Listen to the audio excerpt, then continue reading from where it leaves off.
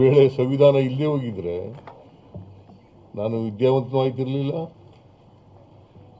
ಶಾಸಕನೂ ಆಗ್ತಿರ್ಲಿಲ್ಲ, ಮಂತ್ರಿನೂ ಆಗ್ತಿರ್ಲಿಲ್ಲ, ಮುಖ್ಯಮಂತ್ರಿನೂ ಆಗ್ತಿರ್ಲಿಲ್ಲ, ಡೆಪ್ಟಿ ಚೀಫ್ ಮಿನಿಸ್ಟರ್ ಆಗ್ತಿರ್ಲಿಲ್ಲ.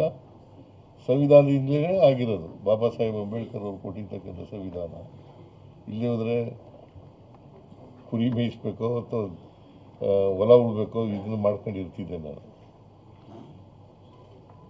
ಯಾಕೆಂದರೆ ನಮ್ಮ ತಂದೆ ತಾಯಿಗಳು ಅವಿದ್ಯಾವಂತರು.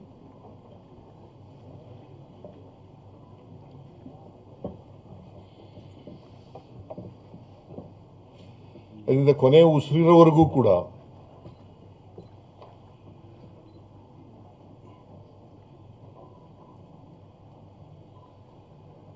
ಸಂವಿಧಾನಕ್ಕೆ ಯಾರೇ ಧಕ್ಕೆ ತಂದರೂ ಕೂಡ ಅದರ ವಿರುದ್ಧ